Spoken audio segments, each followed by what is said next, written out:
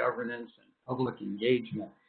So if you could advance to the next slide, that would be great.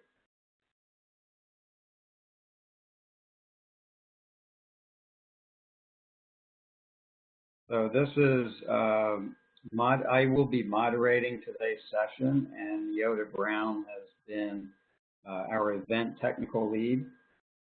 But again, this is sponsored by the ASQ Government Division. If you can advance to the next slide, that would be great. So a little bit about ASQ and the Government Division. The American Society for Quality represents the voice of quality throughout the world with over 80,000 members. And you can certainly find us on asq.org. The Government Division is one out of 26 divisions in the society. We're a community of practitioners focused on quality and performance improvement for federal, state, local, and international governments.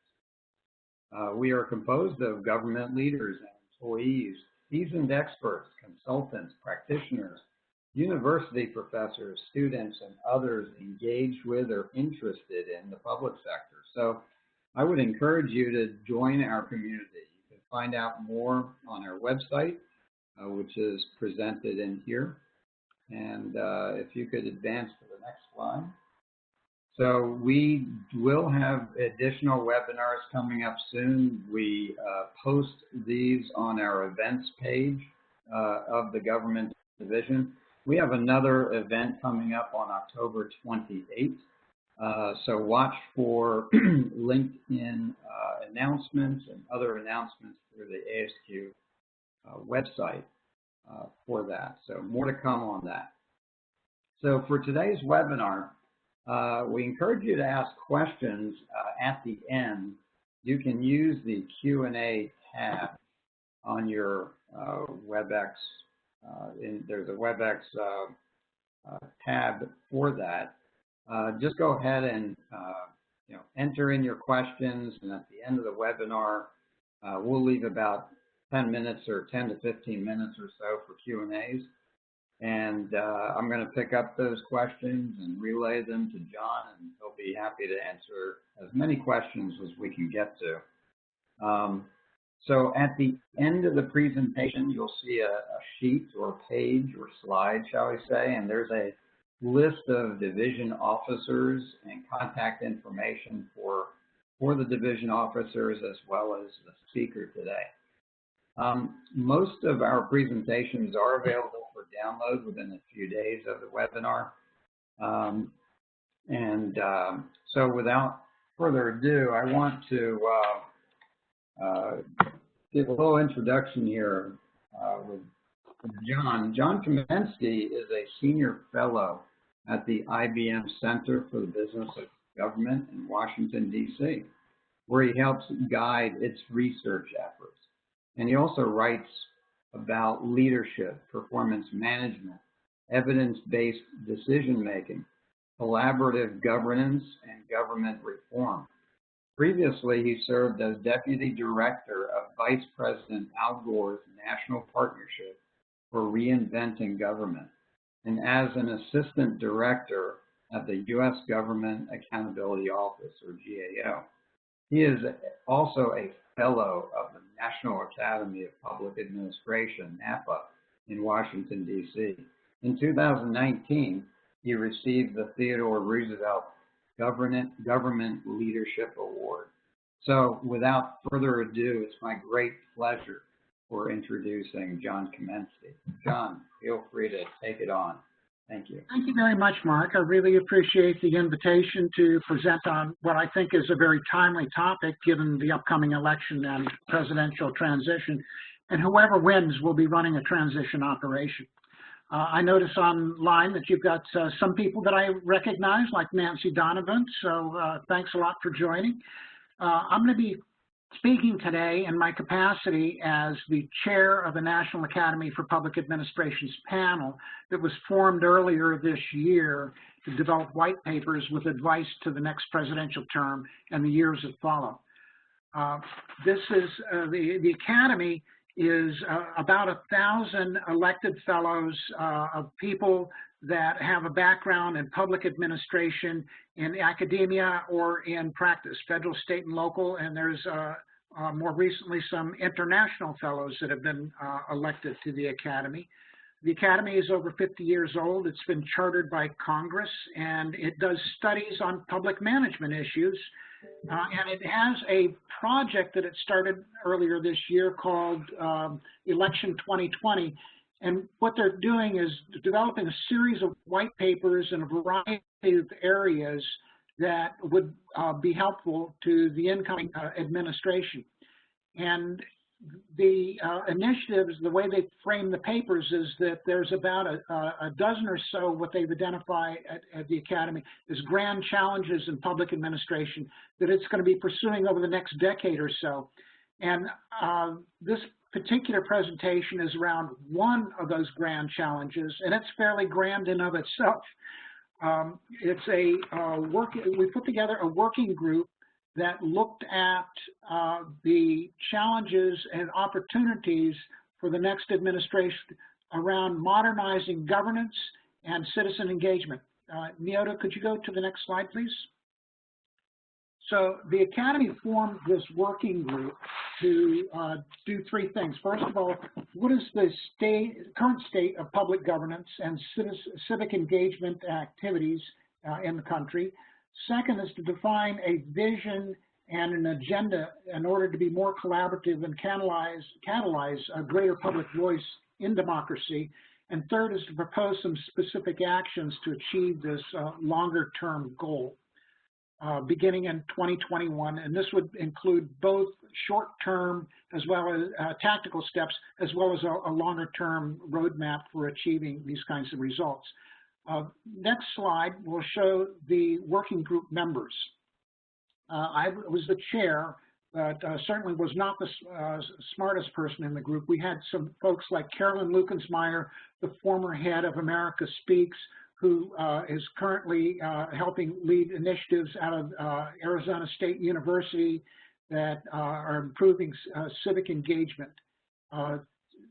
Steve Redburn was the branch chief at the Office of Management and Budget, but he also led initiatives after he retired from government on ways to improve balancing the budget and improving the budget process. Michelle Sager is currently managing director at the Government Accountability Office. Antoinette Samuel is a former deputy director of the National League of Cities. Kathy Stack is also a former Office of Management and Budget person. Lisa Amsler is a professor at the University of Indiana. John Bryson at the University of Minnesota, and Ann Kadamian is Virginia Tech. So we had a mixture of academics as well as people that were actually practitioners. Next slide. The broader context of the work that we undertook was that our country is facing a crisis of national confidence in its governance processes. And this is reflected in very low citizen ratings of trust in the federal government. It's below 15% or so right now, and that's pretty dismal because part of any democracy is being able to trust government. And so this is a significant thing. So if we have a lack of confidence in our government, what we have done at the Academy is looked at the governance processes to see if the processes have some ability to be reformed in order to be able to improve things. Now, the background of this loss of national confidence, we think, is rooted in a number of things. Obviously, the current polarized and fragmented media environment and social media running up to the election, but this has been going back for a number of years. This is nothing that's just election related. The other is profound demographic shifts in our society. We have an aging population. We have more people that are turning 65 every day than are being born. And with the reduction in immigration, the population is growing older. Also, the advent of artificial technology and other technology advances are changing the way we as citizens interact. In fact, we're interacting over the internet right now as a result of the ability of technology. And there's been, as documented in recent studies, an increase in economic inequality, and the COVID pandemic crisis is increasing it. In fact, there's conversation about how we're having a K recovery as opposed to a V-shaped recovery of the economy.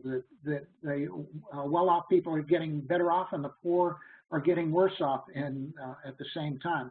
There's also been concern about over-centralization of power at the federal level, and also there's been the impact of climate change and what it's doing around the country in terms of affecting what's ultimately going to be some large migration away from areas where there are forest fires and floods and rising sea levels.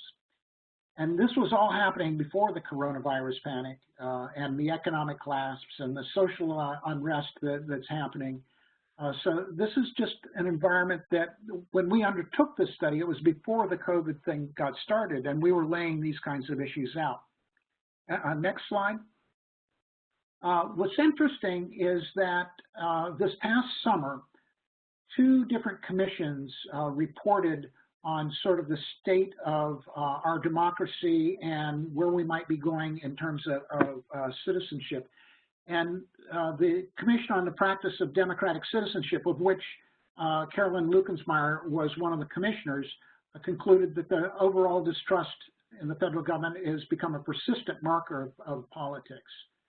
But the thing that I thought was very interesting that out of this, what feels like a downer of a report, is that 84% of Americans think that the level of confidence in the government can be improved, and that 86% think that we can have an increase in the level of trust between each other. And I think that is the hopeful trend that we took as we went through our research and work. Now, if you look at the next slide, this is a consequence of the lack of trust. You look at New Zealand and their response to COVID, they've had a very low level of deaths as a result, whereas the U.S. has very high. And a lot of it is that, in talking to people that work in the New Zealand government, it says that the citizens at the very beginning of the outbreak felt that they could trust government and the government scientists, and they followed the directions of staying in place and wearing masks and social distancing from the very beginning. And so they felt like because there was a good deal of trust in government by the citizens, that helped contribute to why they had such a low level of deaths. Now, if you go to the next slide, one of the things that I thought was interesting is if you were to say, well, New Zealand was an island, that's different. But if you compare New Zealand to Hawaii, you can see that the number of cases in New Zealand dramatically dropped. So it's not just them being an island that made a difference. It was something else in the character of the people and what I think it may be their trust in government. So if we go to the next slide, we did 2 white papers. We were told we were supposed to only do one 8 to 10 page white paper, and we said we had too much to do. So what we did is we split it into 2. One deals with collaborative governance, and the other one deals with citizen or civic engagement. Now there's one on governance, and was our starting point is that we believe that developing effective models would be something that would make our country stronger if we were able to move to more collaborative governance between federal, state, and local levels and government and citizens. And in the 21st century, there's no significant problem that we face that doesn't really fit in the bounds of any one single government agency or even one level of government. And the COVID pandemic is demonstrating that in spades. our federal system presumes that all levels of government and their branches play an important role. And the COVID-19 pandemic and the climate change are just two areas where it just shows that the many governance challenges that we have, and we try to ignore that these problems just ignore jurisdictional and program boundaries, that you have to work across jurisdictional levels, geographies, as well as different programs in order to be able to address and solve any of these kind of problems. So you go to slide 16. What we did is we said, let's think in terms of how we would redefine the premises and the roles of different levels of government.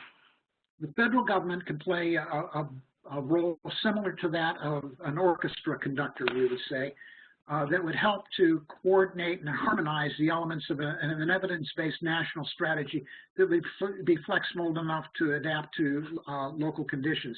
So this notion of coordinating as opposed to trying to run something centrally was part of our premise in why we need to move more towards a collaborative government.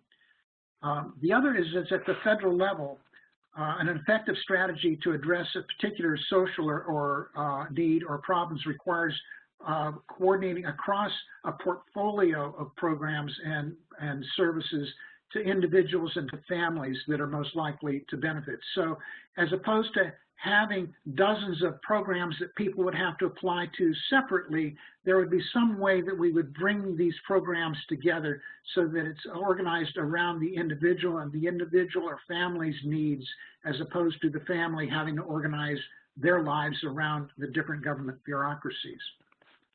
Now, state and local governments are the ones that actually deliver direct services, and so they should take the primary responsibility, we think, for integrating the planning and the service delivery. And in fact, this is happening in places like in San Diego or Sonoma County in California and several other places around the country. But it's fairly small, but it's a powerful way of the way their social service organizations or agencies are organized is organized around the individual. And we think that that's something that offers some promise.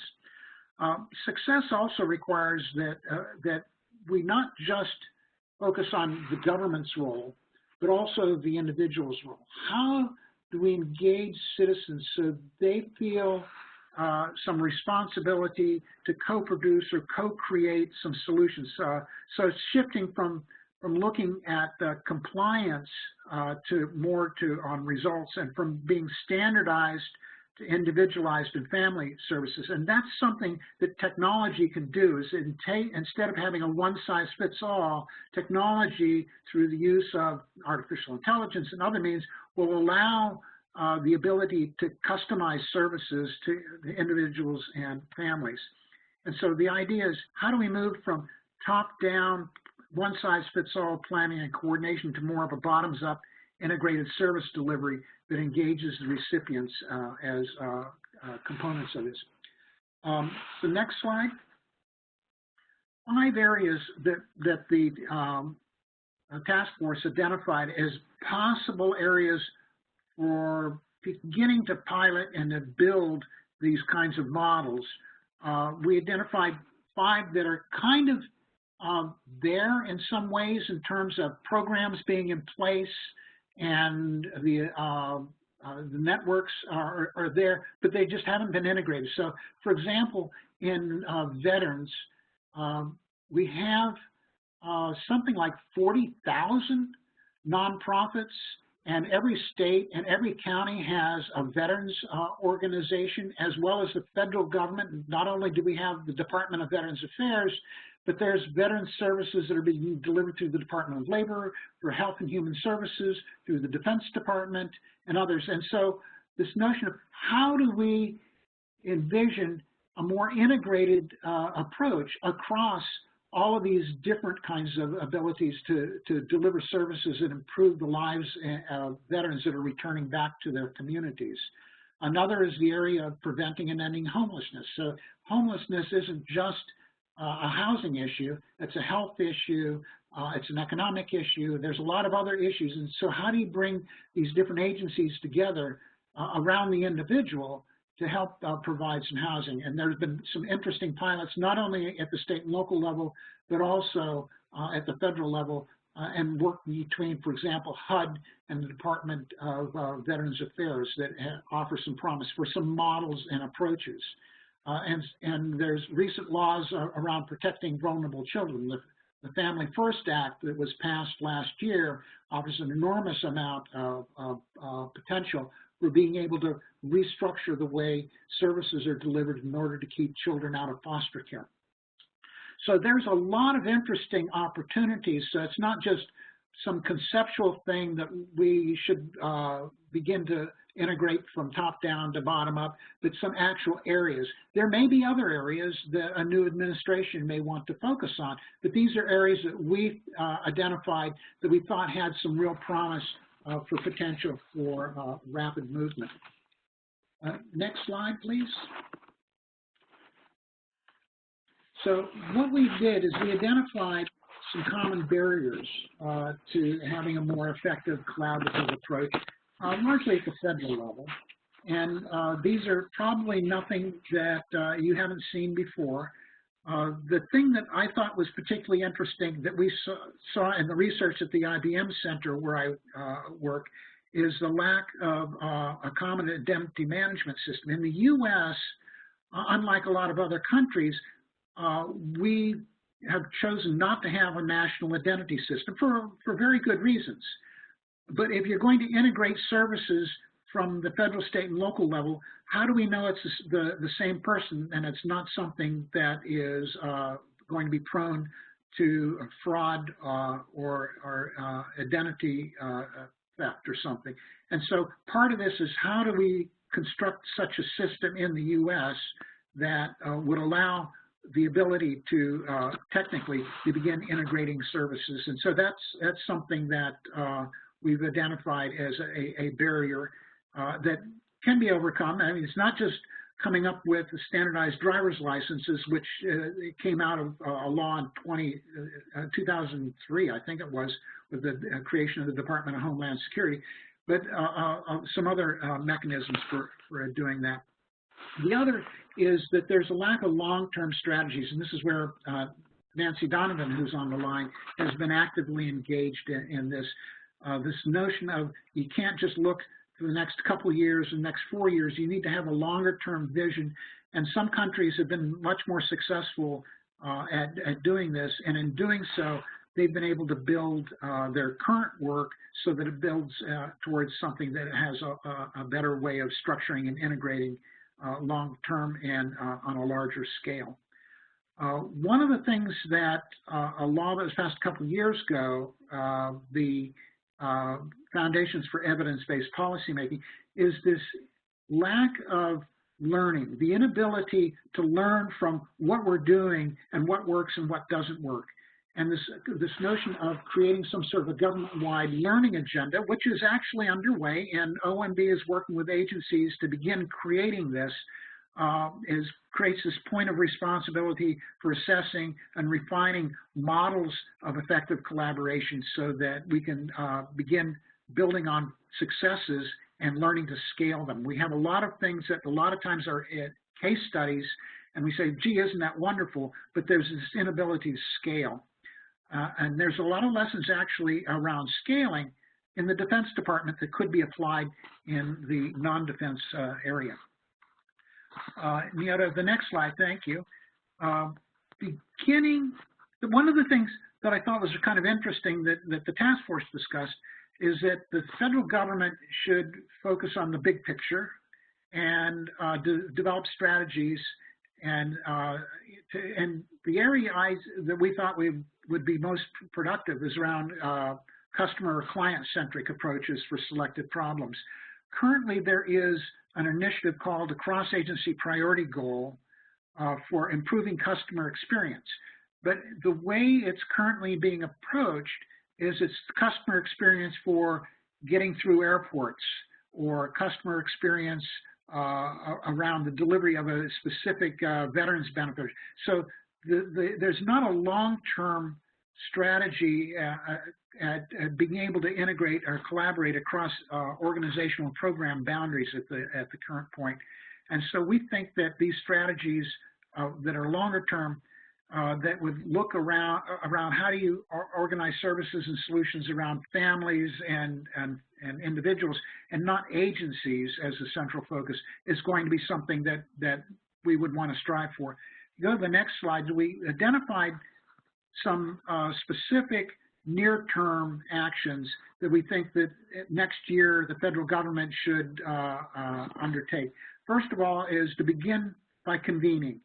There's no longer a platform for federal, state, and local governments to talk about common delivery approaches or common problems. So a couple decades ago, there was the Advisory Commission on Intergovernmental Relations that brought together federal agencies and governors and mayors, and there's no platform to do that. We say that something needs to be created institutionally that would convene them so they could begin developing a joint roadmap for action. The administrative routines kind of exist already. There's existing models of how do you do cross-agency priority goals, but currently, at least in the perspective of the task force, is they're focused on small things as opposed to really big challenging things. The other is there's existing person-centered delivery models that, as I mentioned earlier, exist in some programmatic areas and some geographic areas that could be drawn upon to scale up. There's also, how do we do joint intergovernmental design of collaborative approaches, bringing the states in around, let's say, healthcare. And COVID is probably a wonderful example of how do we come together across boundaries of government to address a common problem. One of the approaches that's been proposed, and this is Steve Redburn, who was on the task force, who had proposed this in congressional budget reform, is to move federal budgeting away from the appropriation accounts that there currently exist, and there's about 1,300 of them or so, and organize around what the government is trying to achieve. So there's about 300 strategic objectives in agencies' strategic plans, is to organize it around that portfolio of programs that are in those strategic objectives, and ultimately that those strategic objectives would not be bound by a single agency, but would be bound around a particular problem, such as homelessness or opioid addiction, et cetera. And so the idea is to organize the way we appropriate monies around the problems as opposed to around the agencies or programs.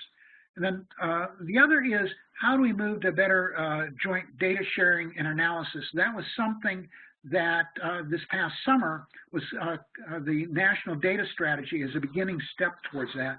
And then finally, one of the things that we thought would be really helpful as a way of developing some of this is to begin to create a network of waivers so that programs can waive the use of administrative costs, et cetera, to be able to create person-centered delivery programs. And that's something that we think that these 6 near-term actions would be a way to begin building towards that longer-term objective. Now, Mark, would you want to pause at this point and talk about the collaborative governance paper, or do you want me to move now to the civic engagement piece? Which do you think that would be most helpful to those that are on the phone? Wow, you know, both are very, very, you know, great topics. I think, is it possible to cover both? Yeah, I mean, I can talk about the second. It's just, I guess the question is, do you want to pause and do Q&A now, or do you want to wait until I do the others? Yeah, I'd say let's continue, and okay. We'll do Q&A at the end. Okay. So the second paper that we developed was, and it's related to the first, but we felt it was important to sort of distinguish between the two, was how do we inspire and deepen civic engagement? And this gets back to the trust issue. Democracy is based on trust. But over the past few decades, Americans have broken this trust with key societal institutions, not just government, but religion and media and civil society. And what I thought was kind of scary is that one of these commissions, the Democracy Commission, says that we've begun to break trust with each other. And he says we need to rebuild trust at all levels of society. So it's not just government. Democracy assumes that we trust each other to at least some extent. And that's where norms come in. It's not laws, but norms. And we can't work without trust in our institutions and in each other. So our starting point as the task force was to sketch this story out. And the National Commission on Practices of Democratic Citizenship that I mentioned earlier was one, but the other one, and that was sponsored by the American Academy for Arts and Sciences, and they worked for a couple of years on this. But there was another one that was actually congressionally mandated. It was part of the National Defense Authorization Act a few years ago. It was called the National Commission on Military and National Public Service. And it was mandated to look at the role of public service in American life. And it was not just military, but also national service and public service. And so it got into people coming into government, but also people volunteering and doing stuff in their own community. And what I found fascinating is both of them released their reports in May or June after several years' worth of work and many public hearings, and neither of them heard of each other, and yet there was alignment between a lot of their recommendations. And that, I thought, was really telling. Now, the National Commission, the government one created around public service, they actually took the step of taking their recommendations. They had, I don't know, close to 50 or 60 recommendations in their report. And they went through the effort of drafting legislation. There's like a 200-page piece of legislation. It's actually been introduced in Congress. It's obviously not gone anywhere in this current environment, but there's legislation to actually act on some of these kinds of recommendations. And I think that gives a potential starting point in the next Congress to do stuff. Let's look at the next slide, because the next slide sort of looks at some five existing models for improving citizen government engagement. One, obviously, is White House leadership. If you look at the George Bush administration, they created this Office of Faith-Based and Community Initiatives to be able to engage citizens in their communities in government. In the Obama administration, it was reconstituted and called the Office of Public Engagement. And there were efforts there, and they used more technology of being able to have citizens rank or vote on particular issues and stuff, which may have felt kind of superficial because it didn't allow dialogue. It was just voting yes or no. Currently, there's an Office of Social Innovation and Civic Participation that was created in the Obama administration that is quietly working in this administration, but not getting much visibility. The other is this use of something called citizen assemblies. It's something that's used in other countries more than it is used here.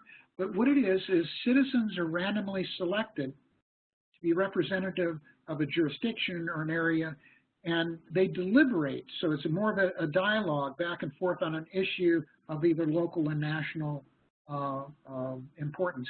And some countries have done this. So Ireland was a country that did it around the notion of how do we provide greater equity for gender issues. And so these are, there's a technique that's been talked about, and I thought it was interesting that this is something that it wouldn't be necessarily an executive branch initiative. It may be that you create a citizen assembly to inform congressional committees, et cetera, on an issue of national importance that might be interesting. The third is how do we create deliberative democracy forums? There's currently this network of locally sponsored nonpartisan forums to bring people together from different walks of life to reason and to talk about common problems. And this notion of dialogue turns out to be very powerful because it's the back and forth and creating a sense of trust among individuals that begins to resolve the overall trust issue. And that's something that may have a lot of opportunity to expand something along those lines. The fourth is tying back to the National Commission on Public Services recommendations, which is begin bringing together the existing networks of federal volunteers.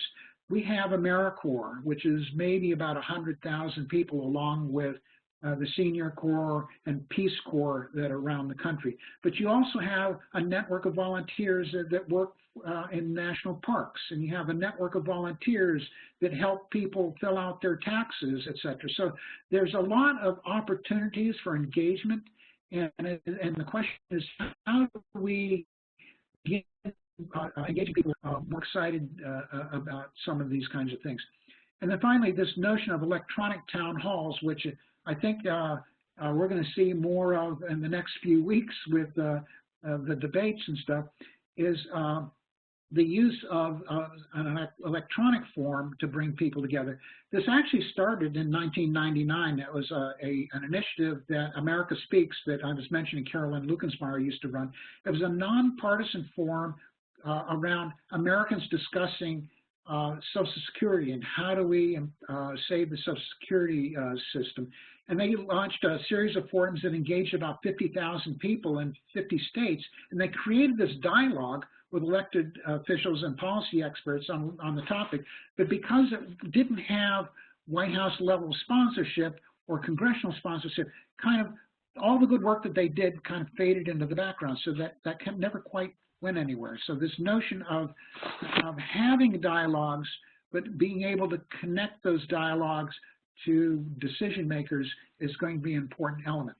So if you go to the next slide, it's like the long-term vision is how do we revitalize American democracy by restoring trust, first of all, in one another. And that's where these things like electronic town halls and democratic forums and the civic citizen assembly, where dialogue occurs, is a good starting point. And then in our civic institutions as well as in our government. So it's restoring trust for people, for institutions such as religion and media, et cetera, and in government. So it's a much bigger vision than what we started off with. Go to the next slide. Some of the potential near-term actions that we identified that could be done by the president and agencies, by Congress or individual members of Congress, by states and localities, and by people in their own communities. We had things like establish this White House Office of Public Engagement and Service. So this is something that is in the National Commission for Public Services legislation, is creating this notion of public engagement. And they focus mostly on service. And what we're recommending as our task force is link it with the existing public engagement mechanisms. There's, in the Obama administration, a series of open government directives that would be one way of beginning to do that. And also, there's a lot of platforms and tools, technology that are out there that the federal government could share with state and local governments, so they could just rely on the platforms as opposed to having to create something from scratch.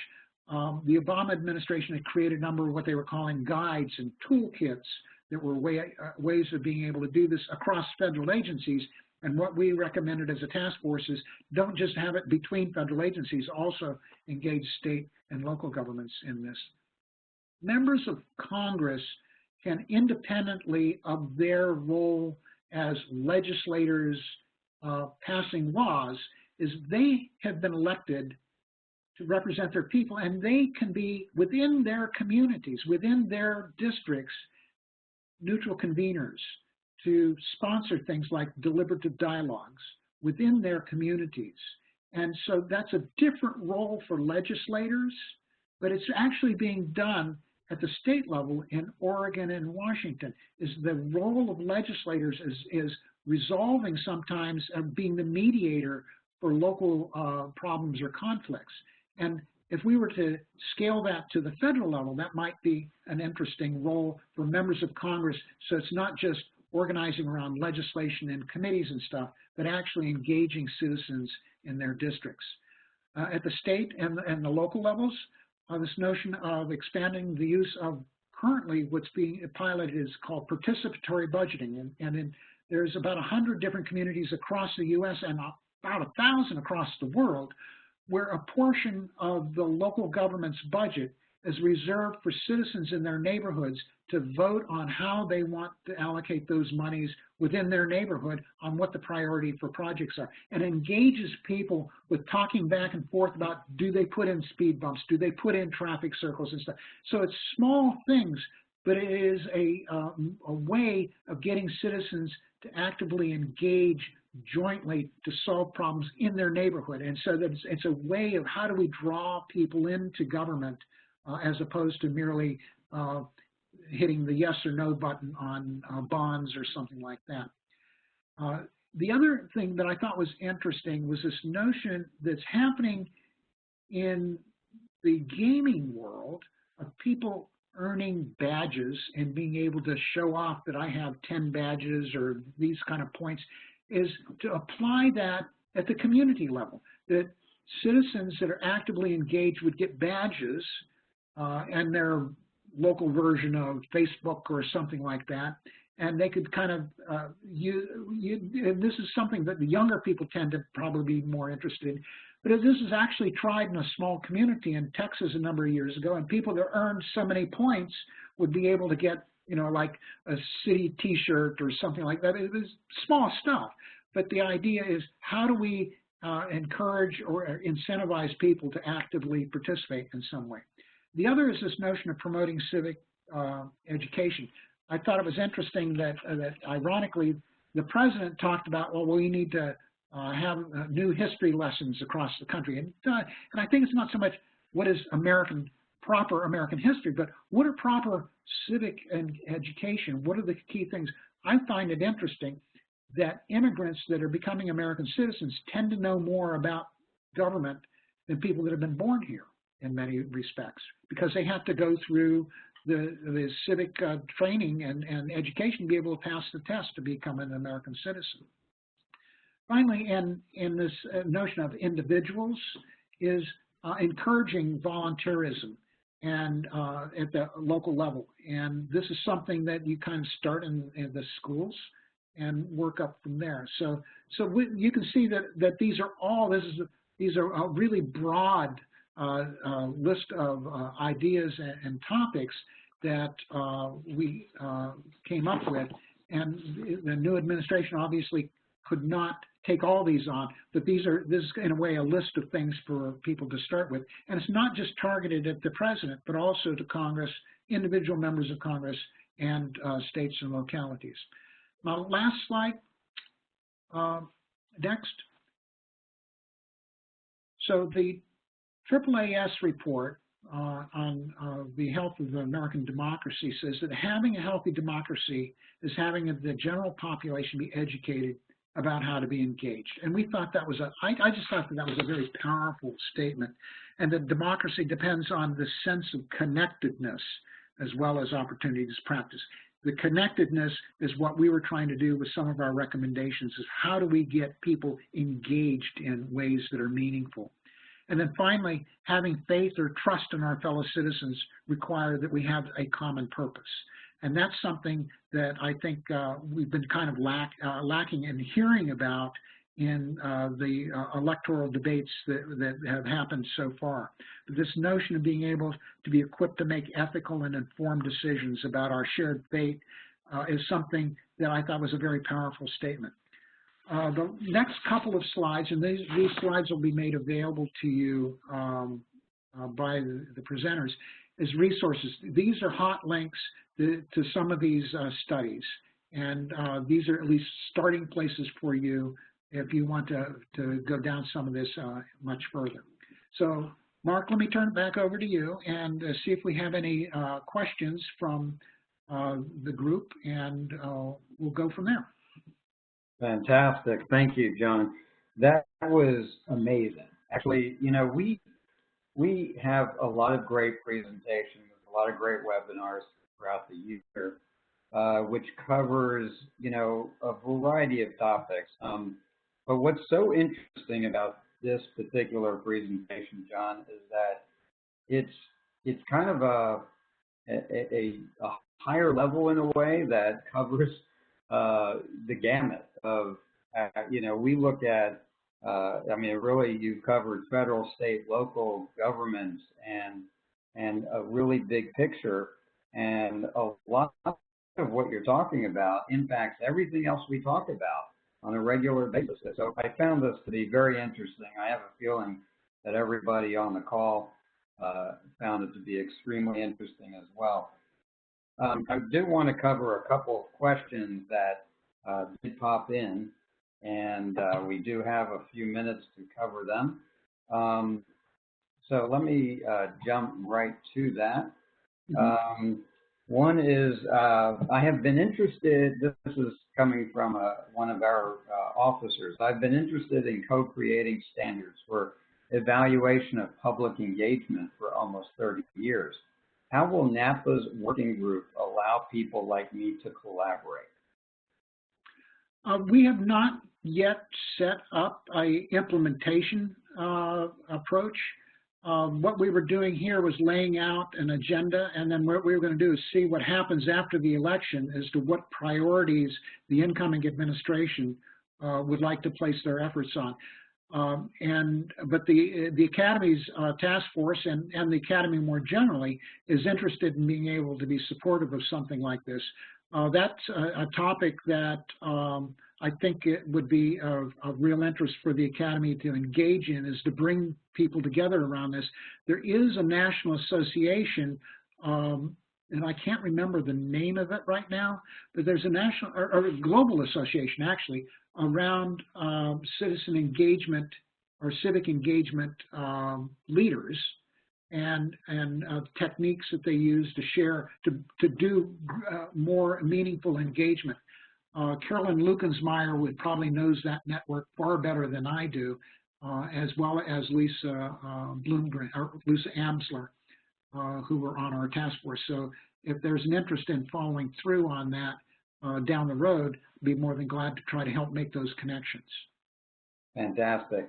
Here's another question for you.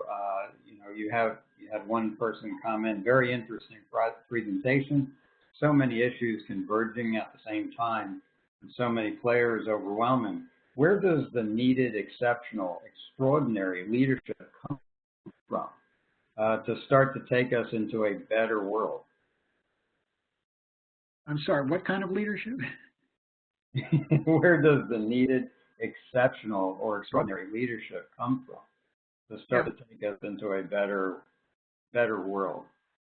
I think the leaders are out there. I think what they're waiting for is, in a way, the environment or the permission or the encouragement to do it.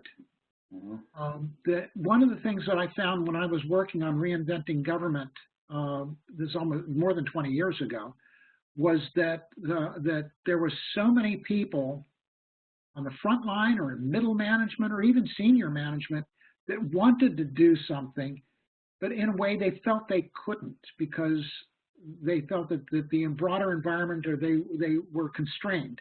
And then once they were basically told, you have the opportunity to help create your future, there was this huge outpouring that we had of energy and excitement and leadership that came from many different angles. And I think that it's kind of waiting out there. And I think that after the election, we may see some of that happen. Absolutely. Another comment came in that, this was, of course, a fantastic report on some key recommendations. Is there one particular recommendation that really pops up that we really should focus on? That's a good question. I've not been able to sort them all out, although what I think would be a really good first step is creating a White House level office of civic engagement and service. So it's not just civic engagement, but also greater service. And I think that with the millennial and the Z generation is they want to be engaged and they just haven't been invited. And I think that that creating something like that and creating some visibility around it. I mean, in a way, George Bush did a lot of that early in his administration with his Office of Community and Faith Engagement, but it was focused much more narrowly. And I think that it started off as of faith, and then it broadened to community. And I think that you start with citizen engagement and service, that it's going to be more aspirational and inspiring to bring people together. And I think that if we have an administration that comes in that wants to actually bring people together and create unity, that this is going to, that creating an office like that may help just unleash a flood of people wanting to do some good stuff. So I think that as a key lever that's going to, if you want to move towards greater trust, that could be the starting point.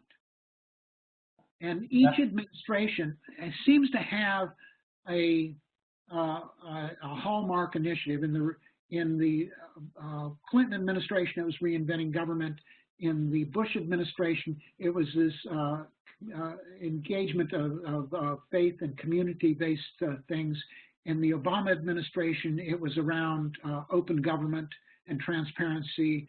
In the Trump administration, I'm not so sure. The one thing that they seem to do is around technology and the use of technology, but that's been kind of muddled by some other messages. If a new administration came in and said one of their roles or goals is to create greater trust in society and government and institutions and stuff, that kind of an office could be the symbolic home for doing something like that. I think that's an excellent idea. In fact, that's a good segue to another question that I felt compelled to ask you. You know, there seems to be, as we've seen, there seems to be a growing indifference to the importance of facts and truth. Do you think this plays into the lack of trust? And how do we reinvigorate the relevance of truth and making people care about it? Yeah.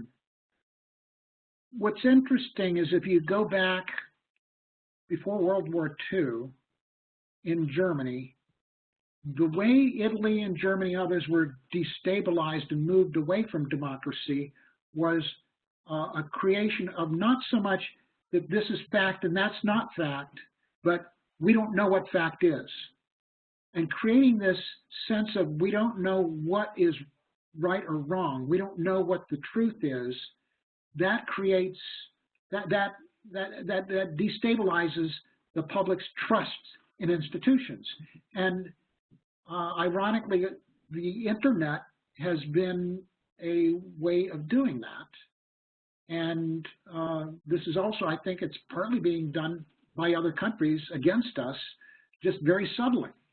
And so I think that part of this is how do we marshal our national resources, and it's not just government, but other institutions, around how do we create a greater sense of trust and in facts. And if you look at countries like Taiwan and New Zealand and Singapore and Germany, they have done that. And so the questions are, what is it that we need to do to go back to where we used to be? But that was almost like 50 or 60 years ago.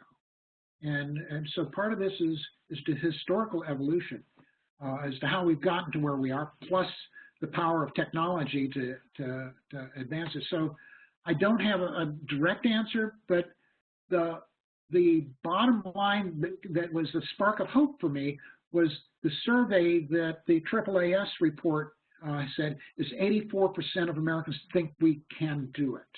And if people think we can do it, then we have the opportunity or the leverage we have the permission to try.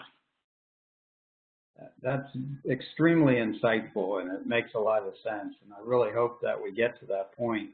I just wanted to make a quick announcement. We have a few more minutes if anyone has any more questions. And also this slide that is presented on the screen right now has contact information of our officers as well as contact information for John. So if you have any additional questions, please feel free to reach out. We will also be posting this presentation on the ASQ Government Division website, so anyone can access it. So I do have another question for you, John. You know, of course, we come at this from the Government Division and ASQ, and this might be a loaded question, but I'll ask anyways. How do you think the ASQ, given what you know about what we do, how do you think the ASQ Government Division can possibly help to improve some of the things that you spoke about within this presentation?